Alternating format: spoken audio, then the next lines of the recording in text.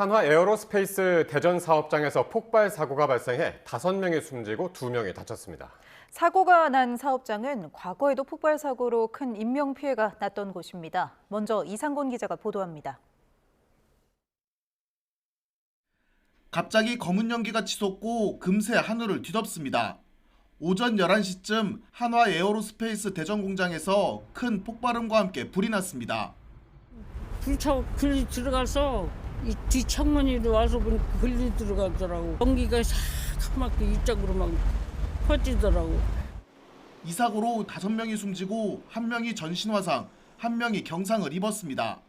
사망자 가운데 2명은 계약직이었던 것으로 파악됐습니다. 소방은 대응 1단계를 발령하고 약 2시간 만에 불을 모두 껐습니다. 폭발음이 한번 크게 났는데 근데 이번에는 느낌이 달랐어요. 더 크고 더 묵직하게 이렇게 집도 흔들릴 정도로 그 정도로. 이번에 폭발 사고가 난 곳은 56동 세척공실입니다. 사고는 추진체 조립에 사용된 공구에 묻어있던 화약을 세척하던 중 발생한 것으로 전해졌습니다.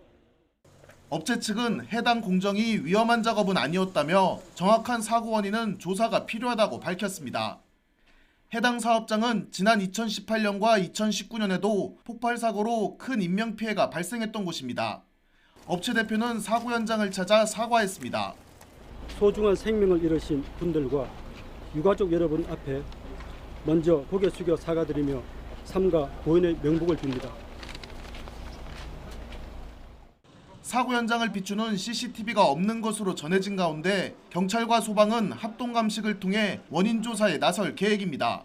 YTN 이상곤입니다. 이번 사고는 로켓 고체 연료의 화약 찌꺼기를 씻어내는 과정에서 폭발이 일어난 것으로 추정되고 있습니다. 특히 폭발 압력을 위로 뿜어내도록 설계된 건물 구조가 내부 작업자들에게는 치명적으로 작용했을 가능성이 있다는 분석입니다.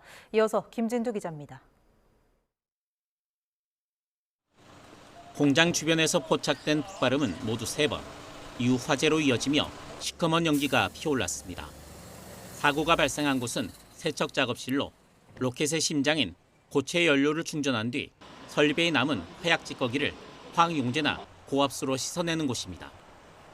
문제는 찌꺼기라 해도 고체 화약 성분이라 외부 충격에 극도로 민감하다는 점입니다. 그 설비나 공구들을 세척하는 과정이 있습니다. 그 과정 중에서 화약이 묻어 있고요. 그 화약을 정리하고 세척하는 과정이 있는데 그 공정 내에서 사고가 일어난 것으로 추정하고 있습니다. 세척실에 있던 7명의 작업자 중 다수의 사망자가 나온 건 연쇄 폭발을 막기 위해 만든 건물 구조가 원인일 가능성이 있습니다. 화약 공장은 폭발이 일어났을 때 건물 전체가 붕괴되는 것을 막기 위해 사방 벽은 두껍게 만들지만 지붕은 쉽게 뜯겨나가는 가벼운 패널로 만듭니다. 압력을 위로 뿜어내 주변 건물로 피해가 번지는 것을 막겠다는 이른바 블로우아웃 설계입니다. 따라서 폭발이 일어나면 내부 작업자들이 수천 도의 열기와 급상승한 압력에 그대로 노출돼 인명피해가 커질 수밖에 없다는 분석이 나옵니다. YTN 김진우입니다. 이번 한화 에어로스페이스 대전 공장은 지난 2018년과 19년 폭발 사고가 연달아 나면서 직원 8명이 숨지기도 했습니다. 당시 책임자들이 적절한 안전 조치를 하지 않은 사실이 드러나 법적 처벌을 받기까지 했는데요. 아직도 바뀐 게 없는 모습이라는 비판이 나옵니다. 정현우 기자의 보도입니다. 한화 에어로스페이스 대전 공장에서 작업자가 폭발로 숨지는 사고는 이번이 처음이 아닙니다. 앞서 지난 2018년 5월 로켓 추진 용기에 고체 연료를 충전하던 도중 건물에서 폭발이 발생했습니다. 작업자 5명이 숨졌는데 당시 관리감독 책임자가 건물 밖에 있던 사실 등이 드러나며 부실관리 비판이 거셌습니다. 그 원상 비용을 못하고도 보면 웃겠지. 아들도 억울하고 저희 부모로서도 억울할 것 같아요. 사고 이후 한화는 안전대책을 강화했다고 밝혔지만 불과 9달 만에 비슷한 일은 반복됐습니다. 2019년 2월 천무 로켓 발사체 작업장에서 추진체 분리 도중 폭발 사고가 나며 또다시 노동자 3명이 사망했습니다. 대학 졸업을 하루 앞둔 20대 인턴 사원도 교육 담당자 없이 현장에 투입됐다가 숨졌습니다. 사고로 인해서 유명을 달리한 우리 직원들, 고인이 된 직원들과 그 유가족분들께 진심으로 애도와 깊은 사과를 드리고자 합니다. 노동청에서 특별 점검에 나서며 당시 공장에선 특별 관리물질 관리 미흡과 밀폐공간, 작업 절차 위반 등 산업안전보건법 위반 사안 24건이 무더기로 적발됐습니다. 결국 두 사건 모두 관리자들이 유죄를 선고받았습니다. 2018년 폭발 사고와 관련해 1심에서 대전 사업장장은 징역 1년 6개월에 집행유예 2년, 2019년 사고로 공정관리 책임자는 항소심에서 징역 1년 6개월에 집행유예 3년이 떨어졌습니다. 두 사건 재판부의 공통된 지적은 사측에 부족했던 사고 예방 조치였습니다. 하지만 그럼에도 불구하고 또다시 터진 비슷한 폭발 사망 사고. 그동안 바뀐 게 무엇이냐는 지적을 피하긴 힘들어 보입니다. YTN 정윤우입니다. 이번 폭발 사고의 원인 규명을 위해 경찰과 고용노동부가 전담팀을 구성하고 수사에 착수했습니다. 폭발 원인과 함께 안전수칙 준수 여부, 회사 측의 과실 여부 등에 대해 살펴볼 예정입니다. 김기수 기자의 보도입니다. 폭격을 맞은 듯 벽면이 검게 변해버렸습니다. 철골 구조물도 곳곳이 휘었습니다. 폭발 사고가 발생한 처참한 현장 앞엔 노란 출입 통제선이 내걸렸습니다. 7명의 사상자가 발생한 한화 에어로스페이스 사고와 관련해 대전경찰청은 수사부장을 팀장으로 60여 명으로 구성된 전담 수사팀을 구성합니다. 전담 수사팀은 정확한 폭발 원인과 함께 한화 에어로스페이스 측의 과실 여부 등에 대한 수사를 진행할 방침입니다.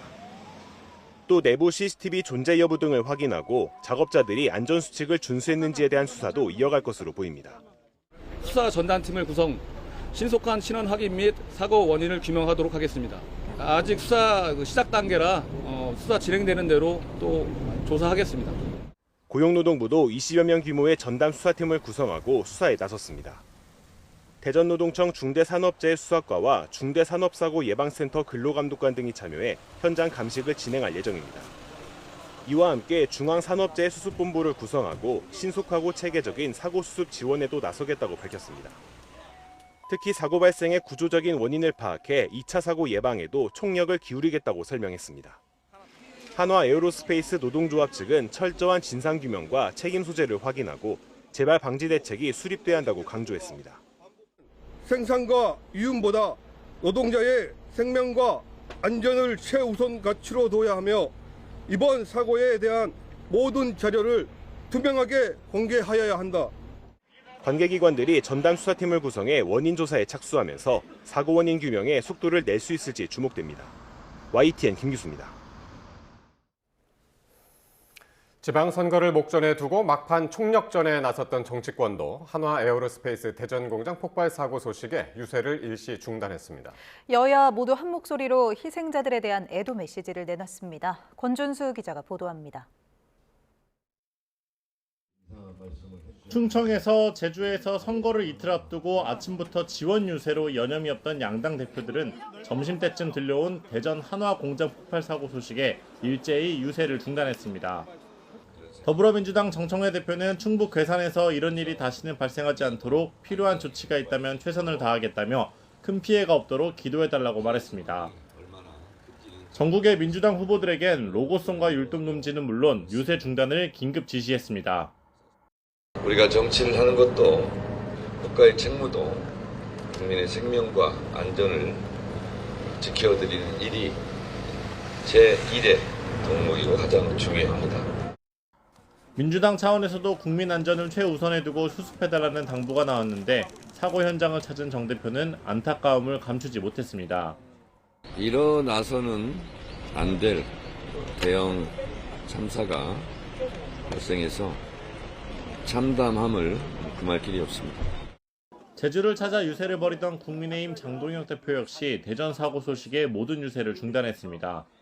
송원석 원내대표까지 당 지도부의 모든 공개 일정을 취소하는 동시에 전국 후보들에겐 로고송과 율동을 자제하고 차분한 선거운동을 하라는 긴급 지시를 내렸습니다. 정부를 향해선 조속한 사고 수습과 진상 규명을 요구했습니다. 유가족 지원과 부상자 치료가 한치의 소홀함 없이 이루어질 수 있도록 국회 차원의 모든 지원과 대책 마련에 대전 사고 현장에 간 장 대표는 안전한 나라를 만들겠다면서 현장에 오지 않았다며 이재명 대통령을 비판했습니다. 국민의 생명이 희생되는 사고 현장에 대통령은 보이지 않습니다. 대통령이 해야 할 일을 마땅히 해야 할 때입니다. 이 대통령이 사고 당시 자신의 SNS에 증시 관련 기사 반박에만 몰두한 정황은 실망을 넘어 충격이란 공세도 이어졌습니다. 개혁신당과 조국혁신당 역시 에도웨이티스를 함께하며 선거 유세 일정을 최소화했습니다. 서서문 고가 붕괴에 이어 지방선거를 목전에 두고 벌어진 대형 사고에 정치권은 일제히 애도하면서도 책임론 공방이 불거지지는 않을지 눈치를 살피는 분위기입니다. YTN 권준수입니다. 6.3 지방선거를 이틀 앞두고 여야 서울시장 후보들은 서로를 향한 심판론을 전면에 내세우며 막판 표심몰이에 나섰습니다. 정원호 후보는 서울 디스카운트의 시간을 끝내자고 주장했고 오세훈 후보는 함량 미달 후보의 서울을 맡길 수 없다며 정면으로 충돌했습니다. 보도에 박정현 기자입니다. 서울 골목골목을 한 걸음 더 끝까지 누비겠다는 각오답게 더불어민주당 정원호 서울시장 후보는 새벽부터 분주히 움직였습니다. 출근길 인사에서 윤석열, 박근혜, 이명박 전 대통령과 오세훈 후보를 하나로 묶어 과거 세력이라며 이들이 만든 디스카운트의 시간을 이제 끝내달라고 호소했습니다. 그들이 코리아 디스카운트를 키웠던 세력임을 모두가 알고 있습니다. 이재명 정부는 이런 과거를 극복하고 코리아 프리미엄을 만들고 있습니다. 국무회의에서 이재명 정부를 견제하겠다는 오 후보 발언은 서울시장은 정부와 싸우는 게 아닌 협력하는 자리라며 힘 있는 여당 후보임을 강조했습니다. 윤석열 정부 때 허수아비였다라는 것을 자인하는 것에 다름 아닙니다. 국무회의 56회가 있었는데 그중에 딱 2번 참석한 분이 국민의힘 오세훈 후보는 공식 선거운동 종료까지 48시간 서울 25개 자치구 모든 곳에 발자국을 찍는 사생결단 유세를 선언했습니다. 경쟁자 정 후보가 부동산 참사에 대해 한 번도 명확히 본인 입장을 밝힌 적 없다며 이재명 대통령 코드 맞추기에 열중할 수밖에 없는 허수아비라고 평가절하했습니다. 이재명 정권의 실적, 그에 대한 분노, 하늘을 찌른다고 저는 생각합니다. 이 부분이 부서지더라도 서울은 반드시 지켜내겠습니다. 과거 세력 공세에는 말재간 부릴 때가 아니라며 토론을 회피하는 모습에 민주당 지지자들조차 지지 생각을 철회했을 것이라고 반격했습니다. 함량 미달 후보가 서울시장이 됐을 때 그때부터 비로소 서울 디스카운트가 시작될 가능성이 높은 것 아닌가. 이명박 전 대통령은 정원호 후보 안방 성동구에서 측면 지원에 나섰습니다. 서울숲은 본인의 야당시장 시절 업적이라며 결국 능력이다. 오 후보에 힘을 실었습니다. 일 잘하는 시장, 일 잘하는 구청장, 일 뽑아야 돼. 서울시장 후보들의 치열한 막판 대결이 이어지는 가운데 대전 폭발 사고 이후엔 두 후보 모두 유세 규모를 축소하거나 율동과 노래를 전면 금지한 조용한 선거운동으로 전환했습니다. YTN 박정현입니다. 전북지사 선거를 둘러싼 민주당 지도부와 김관영 무소속 후보 간의 난타전이 점입가경입니다. 이 전북지사 선거 결과는 8월 민주당 전당대회에도 적지 않은 영향을 미칠 거란 관측이 나오는 가운데 이 당권 주자들도 이 혈투를 예의주시하고 있습니다. 강민경 기자입니다. 무소속 김관영 전북지사 후보는 선거가 다가올수록 민주당 정청래 대표를 향한 공세 수위를 끌어올리고 있습니다. 근거지인 전북을 넘어 라디오와 유튜브 등에 출연해 연일 여론전을 이어가는데 선거를 이틀 앞두고는 정 대표를 향해 공개 경고장을 날렸습니다. 제 상식으로는 제가 당선되면 정청래 대표가 전 사퇴해야지 맞다고 보는데 민주당 지도부는 어불성설, 현금 살포 의혹으로 제명된 인사가 할 말이냐며 황당하다는 표정입니다. 리스크는 정 대표가 아닌 김 후보 본인이 가진 것 아니냐며 이렇게 맞받았습니다. 그럴 리도 없겠지만 김관영 후보는 당선돼도 재선거입니다. 정청래 대표도 민주당원들은 당연히 이원택 전북지사 후보를 포함해 민주당 후보를 찍어야 하지 않겠느냐며 애둘러 견제구를 던졌습니다. 이것저것 복잡하게 생각하지 마시고 민주당 후보에게 투표해 주실 것을 간곡하게 호소드립니다. 하지만 결집 호소가 무색하게도 인천 연수갑 보궐선거에 출마한 송영길 전 대표는 도민과 싸우는 지도부가 오만하다며 김관영 후보의 손을 들었습니다. 김관영도 이재명 대통령이 선택한 사람입니다. 뛰어난 사람이에요. 겸허하게 도민의 판단에 맡겨야 된다. 그럼 무소속 후보를 찍으란 거냐 비판이 쏟아진 가운데 차기 당권 주자인 송 전 대표의 의도를 의심하는 목소리도 나왔습니다.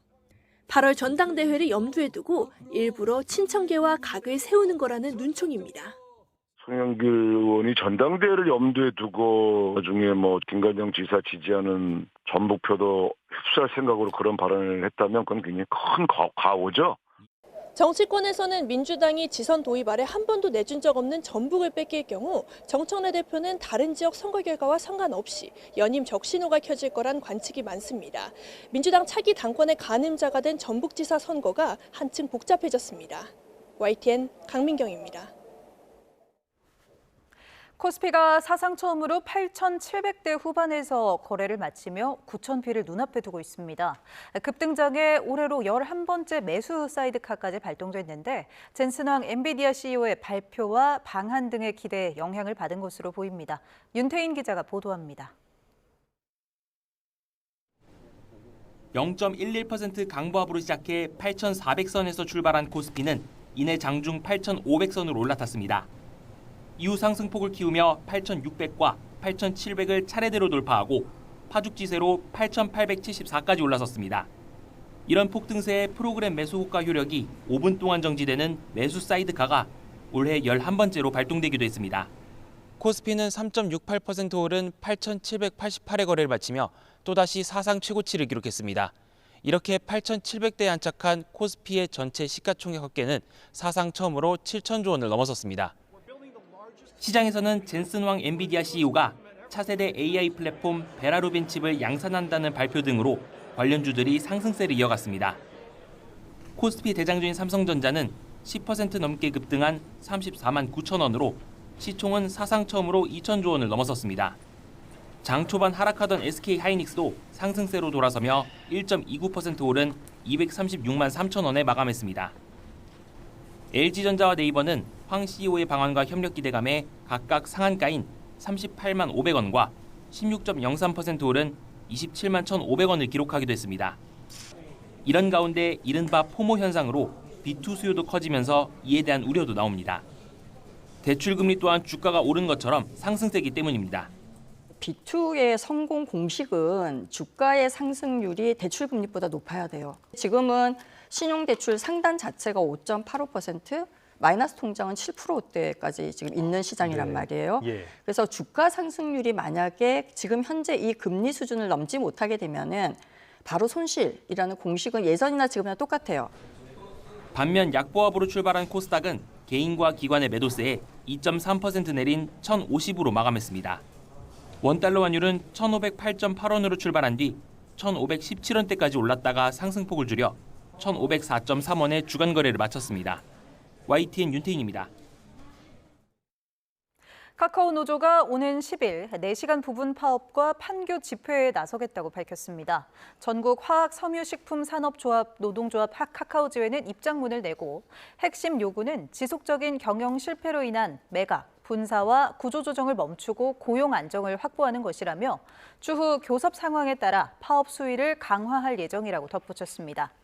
이에 따라 카카오 관계자는 필요한 대응 체계를 갖추고 안정적인 서비스 운영에 최선을 다하겠다고 밝혔습니다. 이른바 5.18 탱크데이 마케팅으로 논란을 빚은 스타벅스가 선불카드 잔액을 조건 없이 전액 환불하기로 했습니다. 고객 불만이 커지자 환불 기준을 2주 동안 완화한 것인데요. 이번 조치가 소비자 신뢰 회복으로 이어질 수 있을지는 미지수입니다. 오동건 기자가 보도합니다. 스타벅스 매장의 공고문, 사용 조건 없이 카드 잔액의 100% 환불이 가능하다는 내용이 담겨 있습니다. 스타벅스 코리아는 2주 동안 스타벅스 선불카드 잔액을 환불합니다. 기존 스타벅스 선불카드는 신유형 상품권 표준약관 환불 기준을 준용해 액면가 60% 이상을, 만원 이하는 80% 이상을 써야만 잔액 환불이 가능했습니다. 하지만 이제는 사용 여부와 관계없이 최대 200만 원까지 돌려받을 수 있습니다. 앱에 등록된 카드는 모바일 앱에서 신청할 수 있고 등록되지 않은 무기명 실물 카드는 매장을 방문하면 현금으로 환불받을 수 있습니다. 이 같은 조치는 정용진 신세계그룹 회장의 직접 사과 이후에 이루어졌습니다. 말이 아닌 행동으로 실질적인 변화를 만들어내서 국민 여러분의 신뢰를 다시 얻을 수 있도록 처음부터 다시 시작하겠습니다.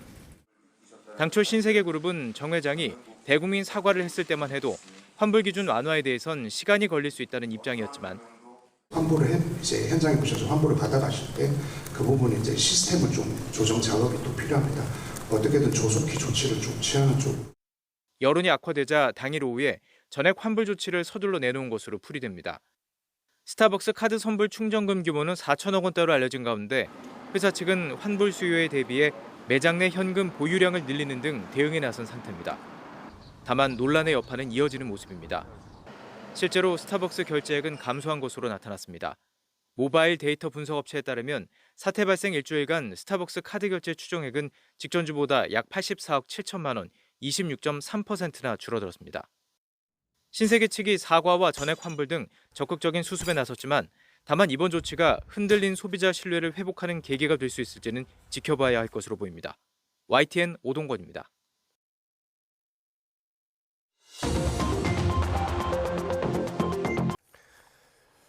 대전 한화 에어로스페이스 폭발 사고 당시 마치 포탄이 터지는 듯한 굉음이 들렸다는 제보가 YTN에 잇따랐습니다. 사고 지점으로부터 수 킬로미터 떨어진 곳까지 소리가 들릴 정도로 위력이 상당했던 것으로 보입니다. 배민혁 기자가 보도합니다. 산등성 위로 시커먼 연기가 끊임없이 뿜어져 나옵니다. 한화 에어로스페이스 대전 공장에서 발생한 폭발 사고로 불이 난 겁니다. 사고 직후인 오전 11시쯤 소방당국에는 폭발음이 들렸다, 연기가 많이 난다는 등의 신고만 30건이 넘게 접수됐습니다. 비슷한 시간대 YTN에도 주변에서 굉음이 들렸다는 제보가 잇따랐습니다. 폭발이 한 3번 무슨 쾅쾅쾅 소리가 집에 있는데 나가지고 뭐 무슨 소리지? 하고 봤더니 저희 집 뒷베란다 쪽에서 보니까 거기 까만 연기가 이렇게 위로 올라오고 있더라고요. 폭발이 발생하고 이어 연기가 하늘을 뒤덮기까지 채 몇 분이 걸리지 않았습니다. 분명히 방금 전까지는 그 하늘이 깨끗했었는데 잠깐 고개를 돌리니까 하얀 연기가 피어오르더라고요. 폭발음의 위력은 수 킬로미터 떨어진 곳에서도 들릴 정도로 상당했습니다. 폭탄 터지듯이 한 2-3차례 팡팡팡 크게 났거든요. 제가 있는 데서 한 6km 되려나? 그러니까 좀 이게 울릴 정도예요. 지역이 좀 울릴 정도로. 한낮에 벌어진 대형 폭발 사고로 근처 주민들은 크게 놀랐고 결국 사상자도 잇따랐습니다. YTN 배민혁입니다. 이번 참사가 발생한 곳은 화학 성분을 씻어내던 세척실입니다. 아직 폭발 원인이 무엇인지 명확히 밝혀지진 않았는데요. 한화 에어로스페이스 측은 물로 씻는 공정이라 폭발 위험이 없다고 했지만 물에 닿기 전 미세한 정전기나 마찰이 기폭제가 됐을 가능성이 제기됩니다. 고한석 기자입니다. 군용 미사일의 고체 연료는 물에 닿으면 화약으로서의 성능을 잃습니다. 주성분인 산화제, 즉 과염소산 암모늄 등이 물에 쉽게 녹아버리기 때문입니다. 그런데 폭발은 고체 연료를 다뤘던 공구를 물로 씻는 세척실에서 일어났습니다.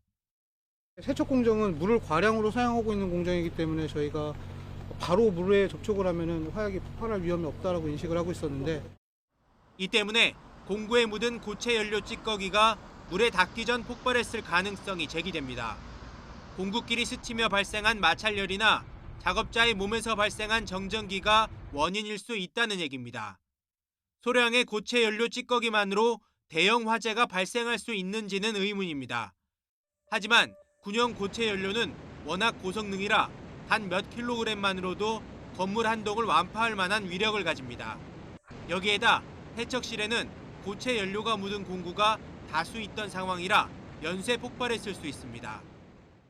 추진제를 만드는 과정에서 다양한 공구들이 사용이 되고요. 폭발음이 3번 들렸다는 증언이 나오는 것도 연속 폭발 가능성을 뒷받침합니다. 화약을 떼어내기 위해 물 외에 다른 화학 세척제를 썼을 가능성 등 공정 전반에 대한 철저한 규명이 필요합니다. YTN 관석입니다. 7명의 사상자가 발생한 한화 에어로스페이스 대전 사업장 폭발 사고와 관련해 경찰과 소방당국이 내일 오전 10시 합동 감식을 진행합니다. 대전경찰청은 굴착기 등 중장비를 동원해 무너진 구조물에 대한 철거 작업을 진행하고 있다며 철거 후 현장 내부 감식을 통해 화재 원인을 규명할 계획이라고 밝혔습니다. 이와 함께 대전지방검찰청은 부장검사를 팀장으로 검사와 수사관 등 10명 규모로 전담팀을 구성해 사고 원인과 책임 규명에 속도를 내겠다고 전했습니다. 이번 한화 에어로스페이스 대전 사업장 폭발 사고로 5명이 숨지면서 경영자에게 책임을 묻는 중대재해처벌법 적용 여부에도 관심이 모입니다. 과거에도 2차례 폭발 사고가 있었던 곳인데 이번 사고의 법적 쟁점을 이미혜진 기자가 정리했습니다. 폭발 사고로 5명의 사망자가 발생한 한화 에어로스페이스 대전 공장. 지난 2018년과 2019년에도 작업 중 사고로 각각 5명과 3명이 숨졌습니다.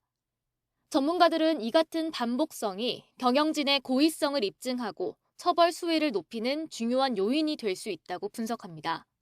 계속 유사한 사고가 발생함에도 재발 방지 대책을 안 세웠다는 조항으로 걸릴 수도 있어요. 중처법상 의무가 포괄적으로 4개가 있는데 그중에서 2개가 문제가 될 수 있거든요. 원인 조사 후 충분히 예측 가능한 사고라는 게 입증된다면 사업자의 책임을 더 크게 물을 수 있다는 겁니다. 다만 두 사고 모두 2022년 중대재해처벌법 시행 이전에 발생했기 때문에 중대재해처벌법상 가중처벌 조항을 적용하긴 어렵습니다. 또 과거 사고와 이번 사고의 기술적 원인이 다를 경우 책임을 묻기 어려울 수 있다는 의견도 있습니다.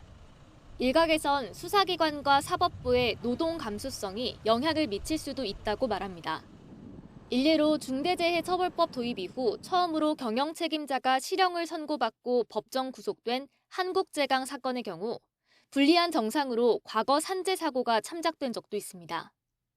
제대로 관리 감독을 하지 않고 또 다른 게 발생했다라고 하면서 불리한 양형으로서 참고를 해놨어요. 이건 사실 재판부의 어느 정도 재량의 영향이긴 한데 그렇게 보일 여지가 있다라는 거죠. 아울러 안전관리의 책임을 대전 공장 관리자를 넘어 경영 책임자에게까지 물을 수 있을지도 주목됩니다. YTN 임혜진입니다. 한화그룹 김승현 회장은 피해 직원에 대한 애도의 뜻을 전하며 사고 수습에 그룹 차원의 역량을 총동원하겠다고 밝혔습니다. 또 이번 사고와 관련해 특별 대응 TF를 꾸리도록 했는데요. 하나그룹과 한화에어로스페이스는 경위가 확인되는 대로 조사 내용을 투명하게 공개한다는 방침입니다. 손효정 기자입니다.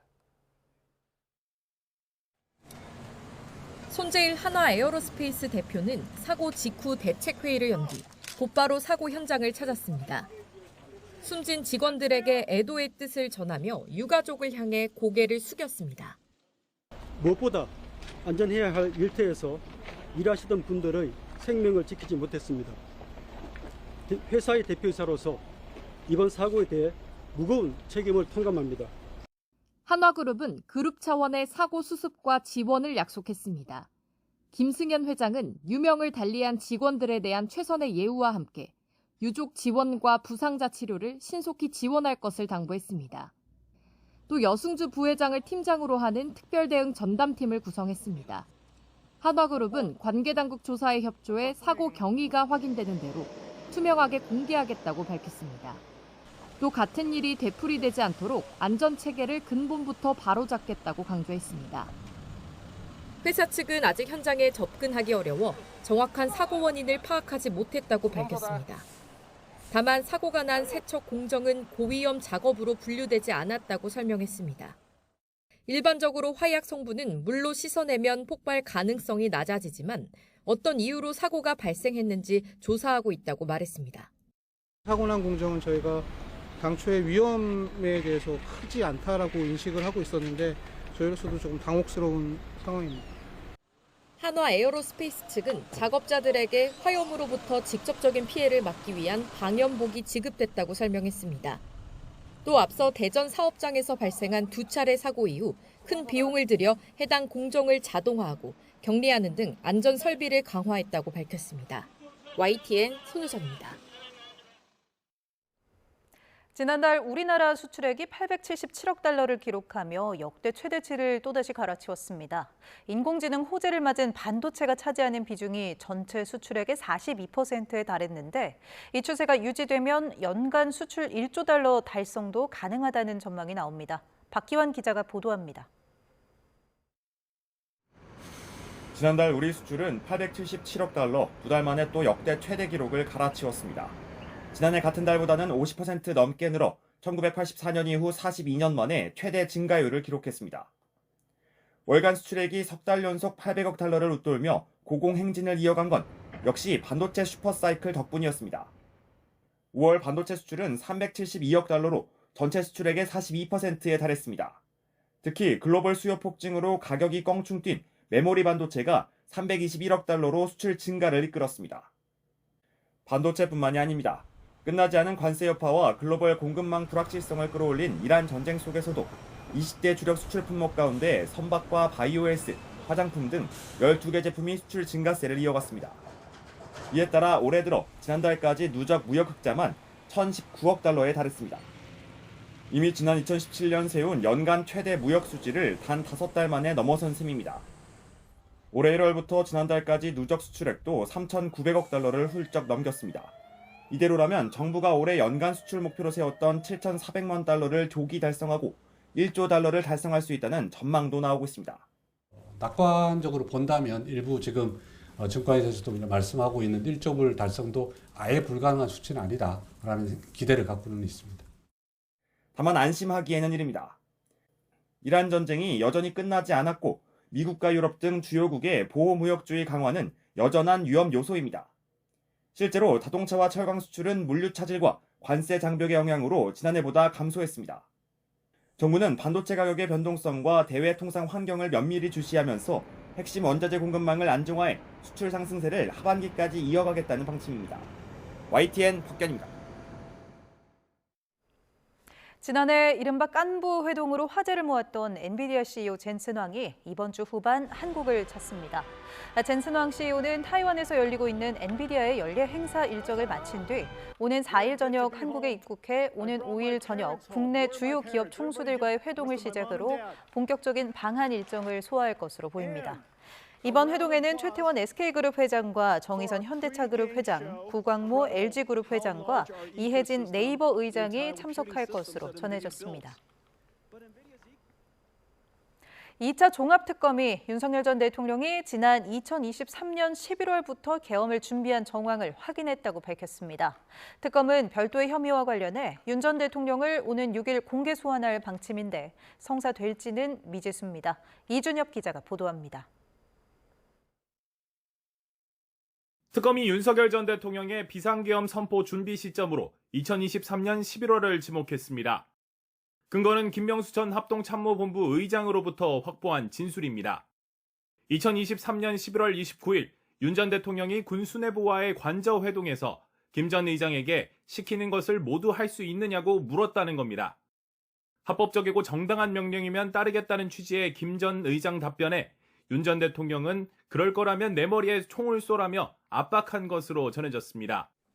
특검은 당시 윤 전 대통령이 자승 스님 입적에 대한 대공 혐의점 등까지 언급한 점을 종합하면 비상계엄 준비가 이때부터일 수 있다고 의심하고 있습니다.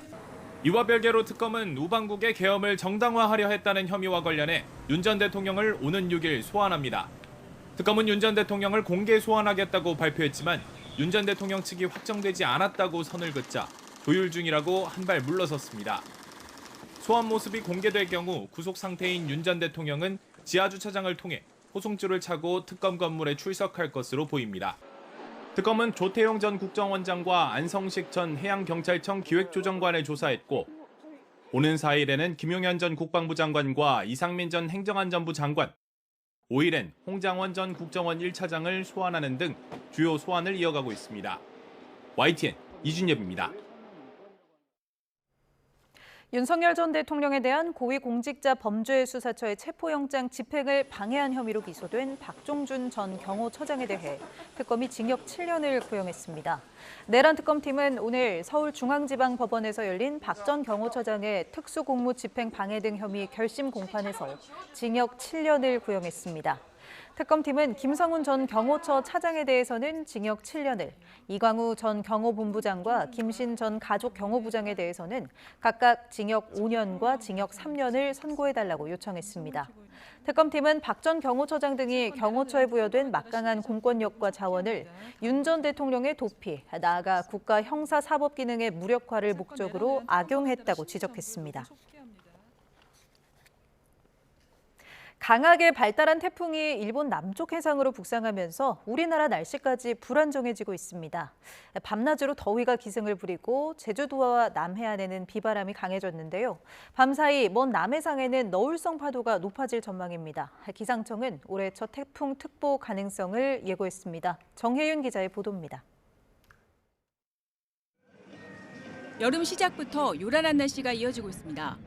영동지방의 첫 열대야에 이어 내륙에서는 33도를 오르내리는 낮더위가 이어지고 있습니다. 평년 기온을 7, 8도 이상 웃도는 한여름 더위입니다.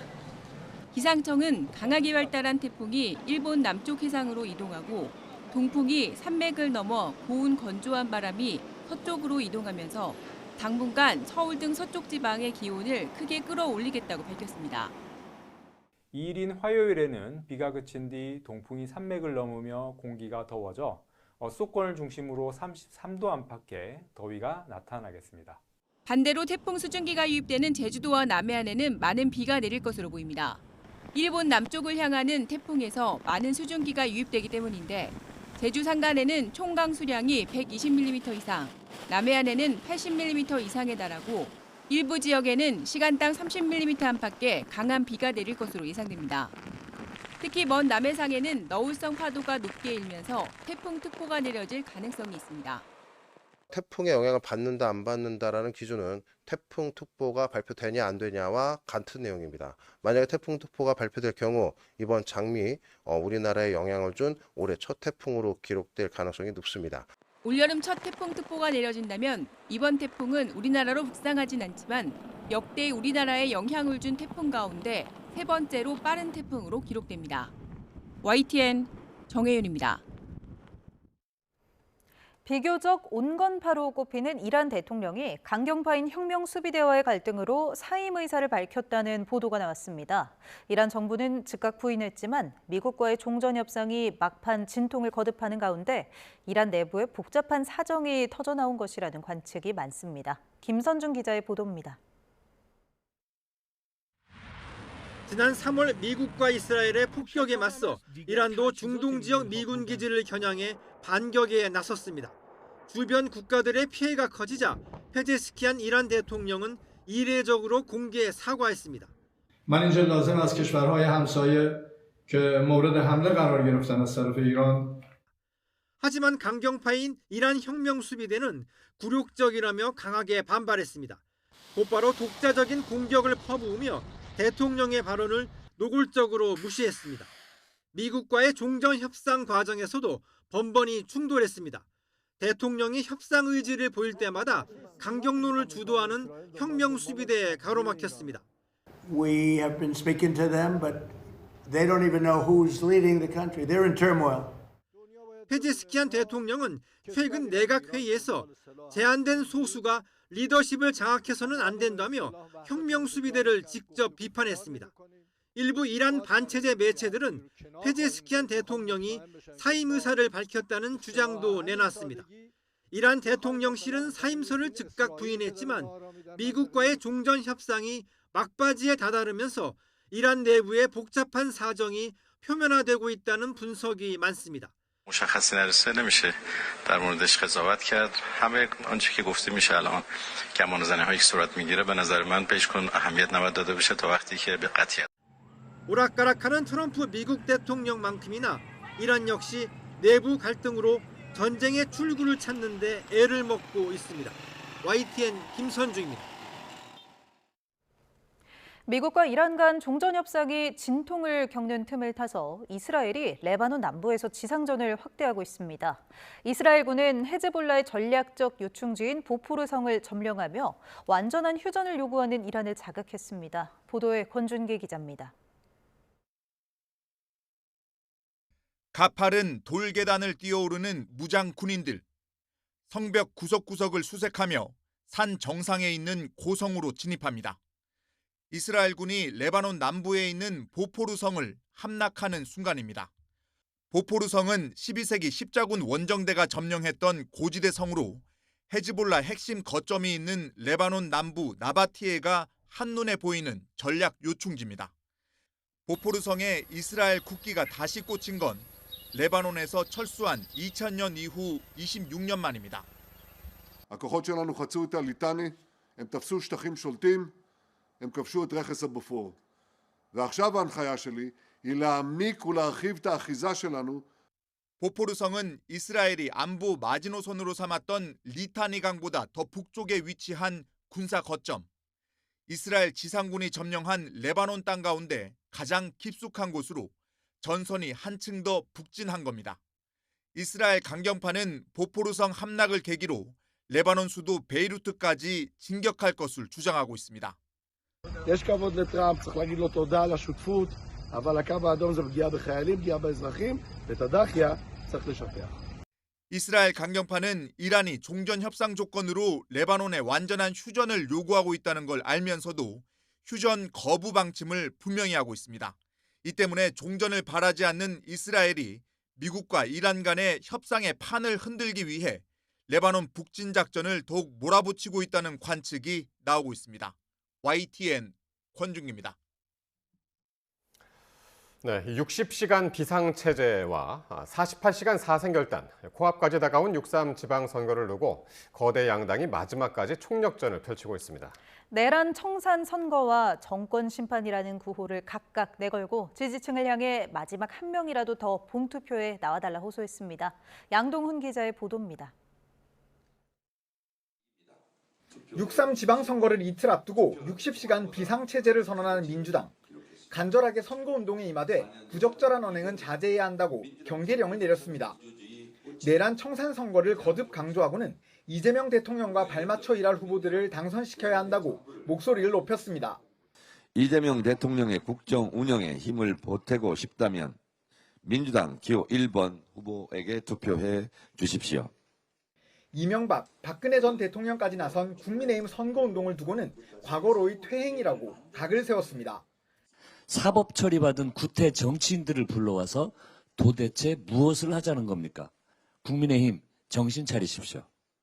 또 지금 필요한 건 선거 범죄를 차단하는 국민의힘 방지법이라며 공세도 펼쳤습니다.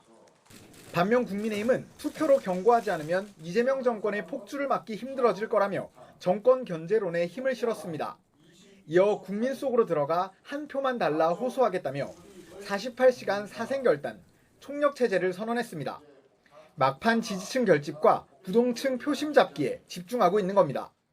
권력의 맛에 도취한 집권 세력에게 제어 버튼 한 번은 눌러주셔야 되지 않겠습니까? 또 투표를 포기하거나 민주당에 투표하면 세금 폭탄의 단추를 누르는 것과 같다며 힘들게 사는 국민을 외면하는 민주당 말고 국민의힘에 투표해달라고 호소했습니다. 이재명 정부와 민주당의 오만함에 대해서 반드시 엄중한 심판을 해주셔야 된다고 생각합니다. 조국혁신당은 조국혁신당 후보가 있는 곳에서는 3번, 없는 곳에서는 1번 민주당을 뽑아달라는 3.1운동 캠페인을 펼쳤고 내란 세력과 맞서는 민주개혁 진영 후보에게 힘을 모아 주십시오. 개혁신당은 새로운 인물들이 정치에 들어설 길이 열려야 대한민국도 바뀐다며 한 표를 호소했습니다. 개혁신당이 올바른 길을 계속 걸을 수 있도록 소중한 한 표 부탁드립니다. 높은 사전투표율의 유불리를 떠나 여야 모두 이제는 본투표에 집중하는 모습입니다. 격전지가 늘어난 만큼 지지층뿐 아니라 부동층을 누가 더 투표소로 견인하느냐가 이번 지방선거 승패를 가를 가장 중요한 변수가 될 전망입니다. YTN 양동훈입니다. 오자구도 경기 평택을 재선거에서는 장날맞이 시장 민심 총력전이 펼쳐졌습니다. 범여권과 야권 모두 단일화는 사실상 무산된 가운데 자력 1위를 향한 진검승부에 돌입했습니다. 부정원 기자입니다. 선거를 이틀 앞두고 경기 평택을 재선거 후보들은 너나 없이 재래시장으로 향했습니다. 장날을 맞아 시장 민심 잡기에 나선 겁니다. 서로 맞닥뜨리지는 않았고 한화 에어로스페이스 폭발 사고 여파로 저마다 조용한 유세를 이어갔지만 물밑 신경전은 치열했습니다. 더불어민주당 김용남 후보는 이재명의 선택이라고 적힌 팻말을 목에 건 채 출근길 유세를 벌이며 조국혁신당 조국 후보를 향해 가짜 민주당 후보 공세를 이어갔습니다.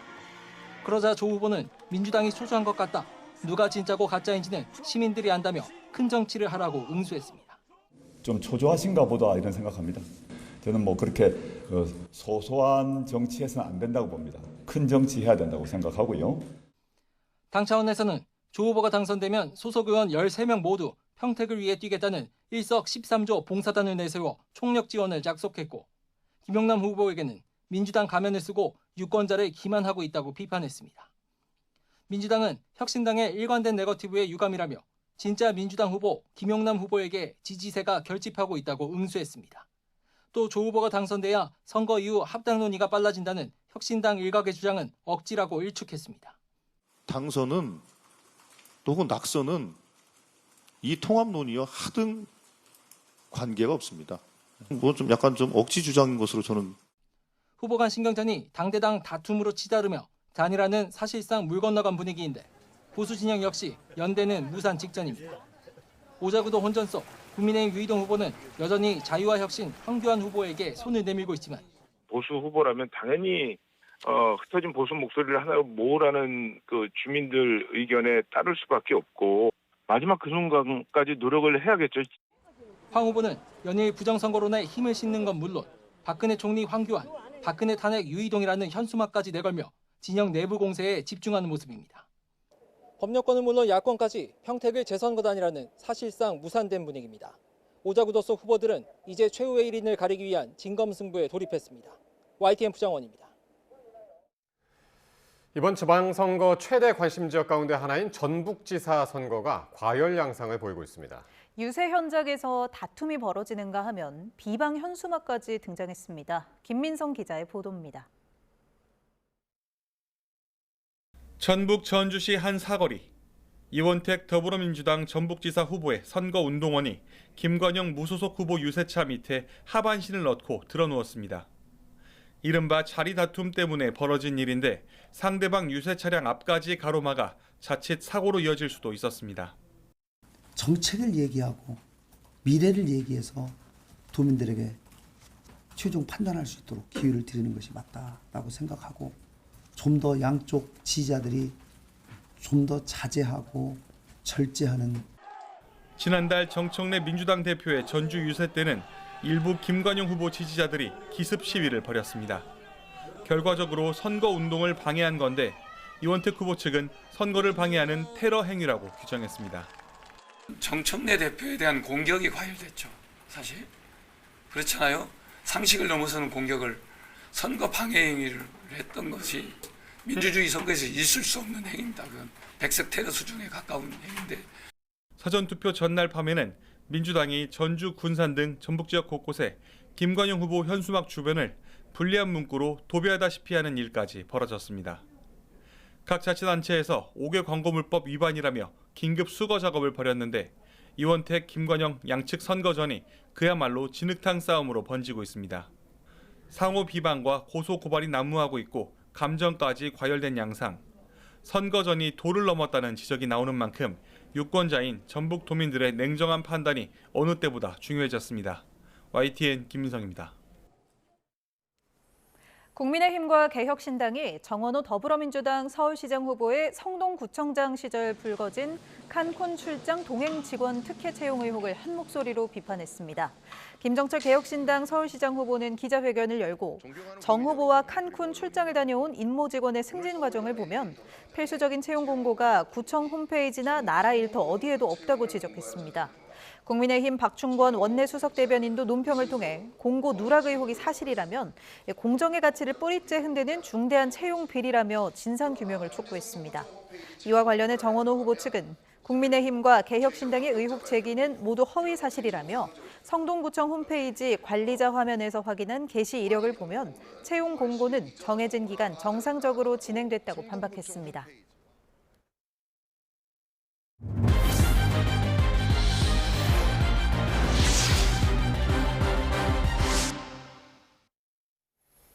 네, 지방선거를 앞두고 선거의 변수를 짚어보는 지방선거 방정식 지식, 부산으로 갑니다. 김영삼과 노무현, 두 거목의 도시인데요. 보수 정치의 본산이면서도 변화의 가능성이 늘 함께 읽히는 곳이라 부산의 선택은 늘 변수로 작용해 왔습니다. 네, 이번 지방선거에서는 어떨지 장하영 기자가 살펴봤습니다.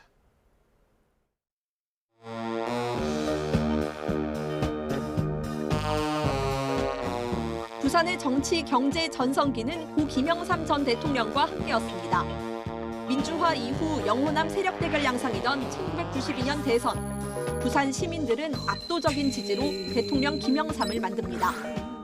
유산처럼 남은 지역주의, 그 벽을 깨겠다며 고 노무현 전 대통령이 안간힘을 썼지만 대통령으로 당선될 때도 끝내 부산의 지지는 받지 못했습니다. 부산에서 부산 선거 나오고 그리고 부산에서 밥 먹고 살고 부산에서 싸움하고 부산에서 국회의원하고 부산에 또 왔습니다. 진짜 부산 아닙니까? 더불어민주당 전재수 부산시장 후보는 바보 노무현의 길을 계승해 국회 진출까지 성공한 정치인입니다.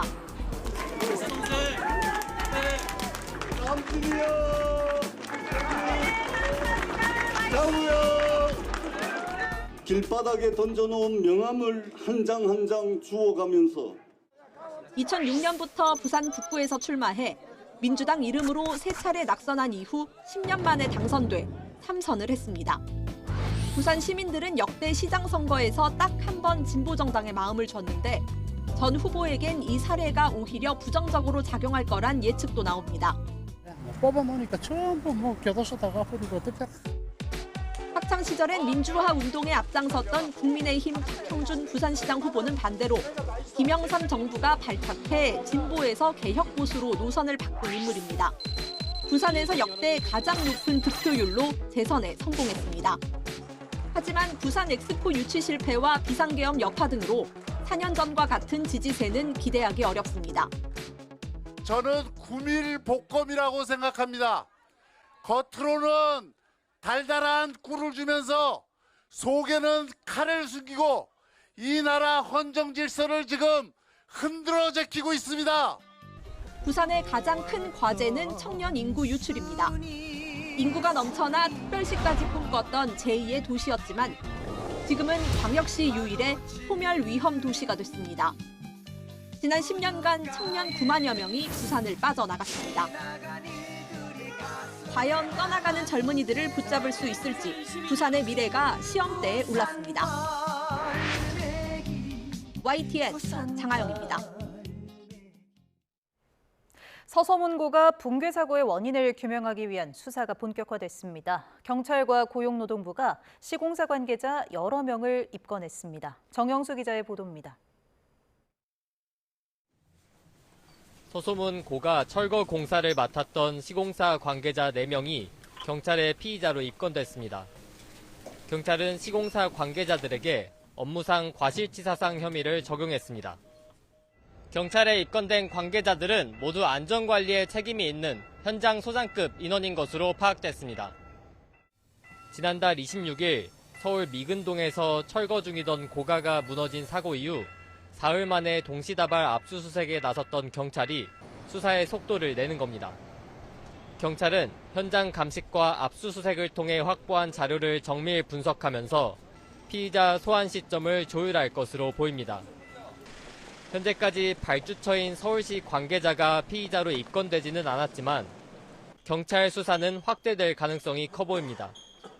경찰은 서울시에서 철거 공사 감독을 맡았던 인물을 참고인으로 불러 조사한 것으로 파악됐습니다.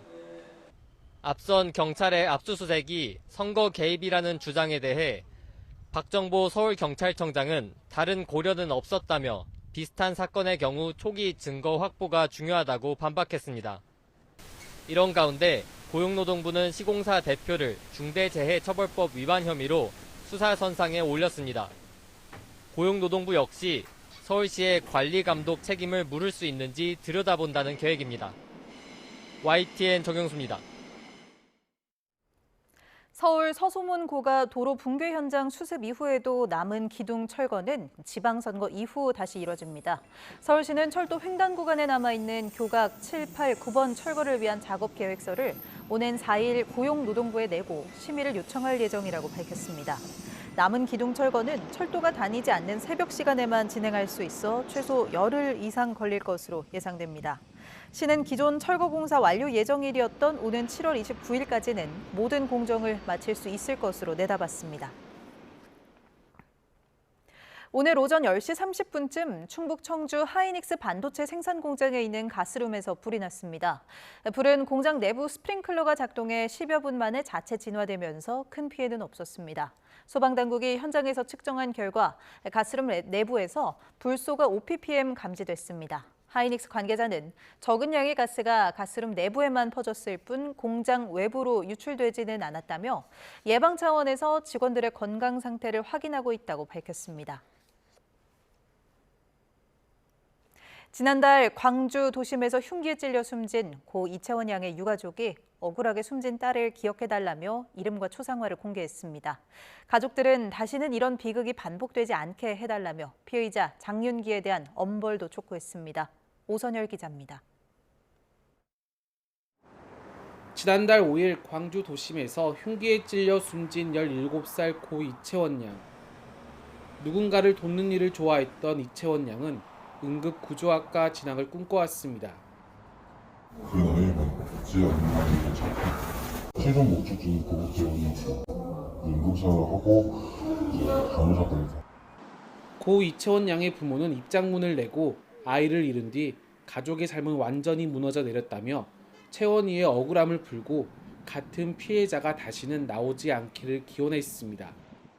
가족들은 딸의 이름과 초상화를 공개하며 광주 여고생 피살 사건의 A양이 아닌 이채원으로 기억해달라고도 호소했습니다.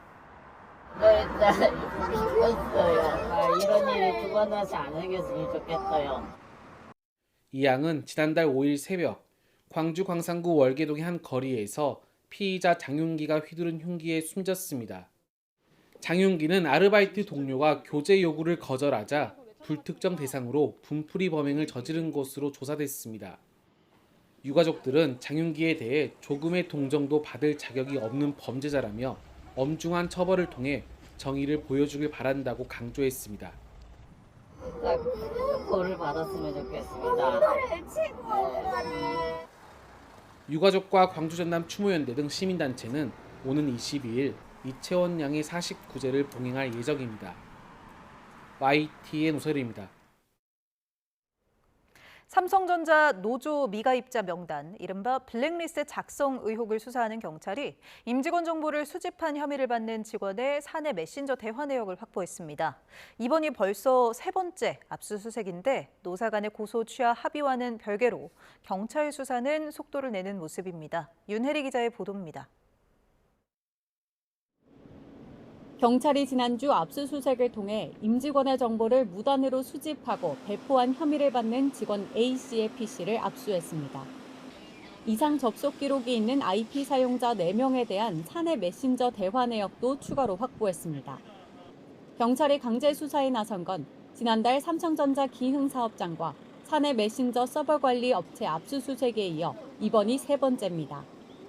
삼성전자는 앞서 지난 4월 경찰에 수사를 의뢰했지만 지난달 노사가 극적으로 임금 협상을 타결하며 각종 고소고발을 취하하기로 했습니다. 하지만 이와 별개로 경찰 수사는 속도를 내고 있는 겁니다. 개인정보보호법 위반은 침고죄나 반의사 불벌죄가 아닌 만큼 사측이 고소를 취하한다 해도 수사가 당장 중단되지는 않습니다. 경찰은 압수물 분석을 토대로 블랙리스트 작성 주체와 명단 유포 과정을 전방위적으로 살펴보고 있는데 개인정보보호법 위반으로 고소된 A씨 외에도 피의자가 더 늘어날 수도 있습니다. 경찰 관계자는 현재 참고인 신분인 IP 사용자 4명에 대해선 수사 상황에 따라 피의자로 전환될 가능성도 있다고 설명했습니다. YTN 윤혜리입니다. 세계 최고 우주기업 스페이스X가 시장 가치 2,700조 원이 넘는 역대급 상장을 추진하며 글로벌 투자 시장을 흔들고 있습니다. 하지만 화려한 기술적 성과 뒤에 숨겨진 구조적 리스크와 지배구조 논란은 투자자들의 고심을 키우고 있습니다. 권영희 기자가 보도합니다. 차세대 발사체 스타쉽과 우주 인터넷 스타링크로 우주 산업을 독점하고 있는 스페이스X. 최근 경쟁사 블루 오리진의 로켓 폭발 사고는 스페이스X의 대체 불가능한 위상을 돋보이게 한 호재였습니다. 하지만 동시에 우주 산업이 언제든 막대한 자산이 증발할 수 있는 고위험군임을 시장에 상기시키는 계기도 됐습니다. 실제 투자 설명서에는 장밋빛 전망 이면에 냉혹한 생존 위협들이 명시됐습니다.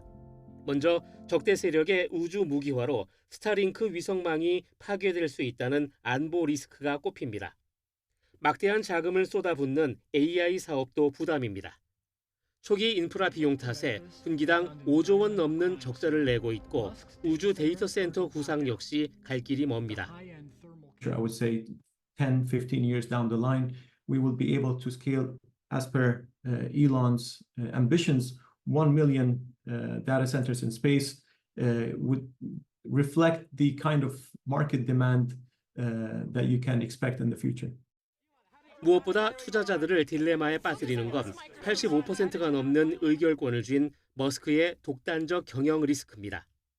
He is a divisive character, and actually where his sway is very much linked to how much he stays a business leader versus how much he sort of enters into other realms. And that's kind of where some of the risk lies.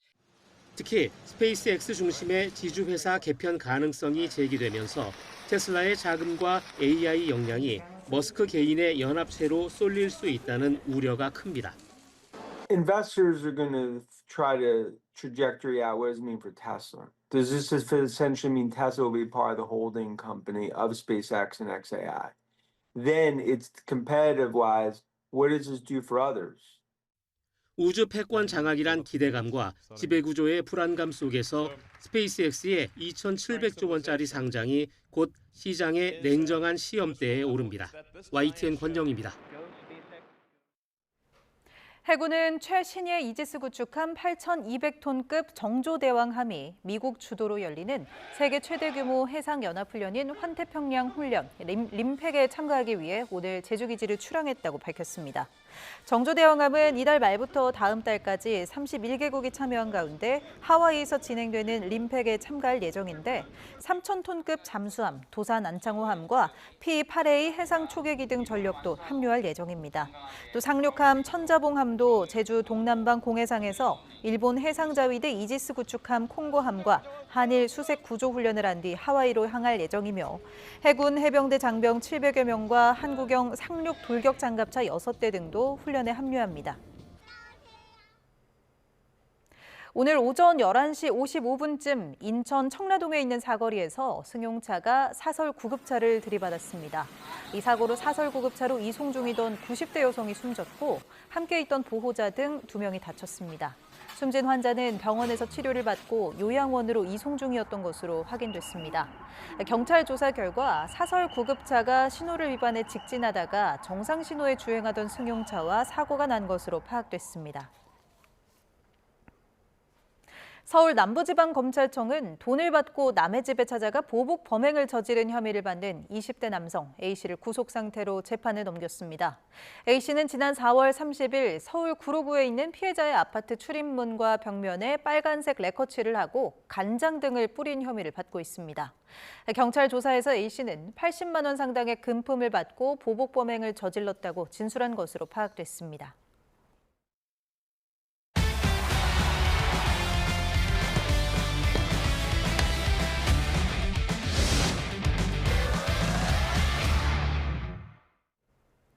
이번 북중미 월드컵 이후 사퇴 의사를 밝힌 정몽규 대한축구협회장이 축구협회 예산이 아닌 별도 기부금으로 추가 포상금을 주기로 했습니다. 정몽규 회장은 축구협회를 통해 대표팀이 32강에 진출하면 10억 원, 16강 진출 시 20억 원, 8강에 오르면 30억 원을 기부하겠다고 밝혔습니다. 정 회장은 미국 사전 캠프에 있는 홍명보 감독, 주장 손흥민을 비롯한 선수들과 영상통화를 하면서 추가 기부금 소식을 먼저 알렸습니다.